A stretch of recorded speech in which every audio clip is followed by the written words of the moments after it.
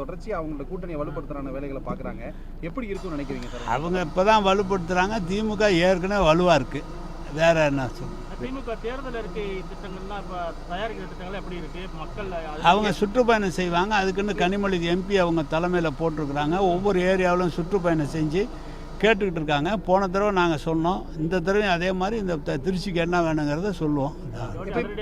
தேர்தல் அறிக்கை திட்டங்கள் மக்கள் எதிர்பார்க்குறாங்க. நல்லா இருக்கும். தேர்தல் அறிக்கை நல்லா இருக்குமே, நல்லா இருக்கு. இல்லை எப்பயுமே ஒரு கலைஞர் அவர்கள் திமுகவில் தேர்தல் அறிக்கை என்பது கதாநாயகன் சொல்லுவார். அதை நம்பி தான் தேர்தல் இருக்கு. நல்லா இருக்கு. கடந்த முறை போல இந்த முறையும் இந்த தேர்தல் வாக்குறுதியில் மிக முக்கியமாக அந்த அறிக்கையில் கதாநாயகன் சொல்கிறீங்க. அதிக அளவில் இலவச திட்டங்கள் சார் 540 தேர்தல் அறிக்கையில் கிட்டத்தட்ட 80-85% நிறைவேற்றியிருக்கிறார்.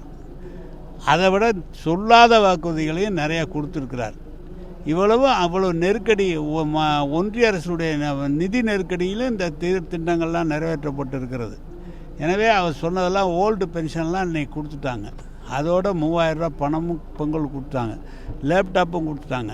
உங்களுடைய கனவு என்ன நீங்கள் சொல்லி எழுதி கொடுங்க, நாங்கள் வருங்காலத்தில் அதை நாங்கள் நிறைவேற்றுவோன்னு சொல்லி நாளை காலையில் முதலமைச்சர் அதை உருவாக்குறார். எனவே சொல்கிறவங்க குறை சொல்கிறவங்க சொல்லிட்டு தான் இருப்பாங்க. அதில் ஒன்றும் இல்லை. ஆனால் தலைவர் அவர்கள் சொன்னது போல் படிப்பை நீங்கள் பாருங்கள், நாங்கள் உங்களுக்கு காத்திருக்கிறோம், நானும் வெற்றி பெற்று வருவேன், நீங்களும் வெற்றி பெற்று வாருங்கள் என்று சொன்னதே அதுதான் நடக்கும். மக்கள் ஏற்றுக்கொண்டிருக்கிறார்கள். இவ்வளவு நாள் விட்டுட்டு இப்போ இபிஎஸ் அவர்கள் போய் கவர்னரை சந்திச்சு திமுக மீது ஊழல் புகார் வச்சிருக்கிறாரு. அவர் ஒரு ஆள் சொன்னார், அந்த ஒரு நிருபர் சொன்னார், அவர் சும்மாவே இருக்காரு அப்படின்னாரு, அதனால போயிருக்காரு. உள்துறை அமைச்சரும் பிரதமரும் தமிழகத்துக்கு அடிக்கடி வருவாங்க. அதுவும் இல்லாமல் முதல்வர் அவர்கள் குறிப்பிட்டிருந்தாங்க. இந்த தடவை அதிமுகவுக்கு ஒருவேளை அவங்க வாக்களித்து வெற்றி பெற்றால் அது பிஜேபி தான் ஆட்சியை செய்யும் அப்படின்னு சொல்லியிருக்காங்க. நடக்காத விஷயம் அதை போய் பேசி நடக்கவே நடக்காது. வணக்கம். திமுக தான் ஆட்சிக்கு வரும். வணக்கம்.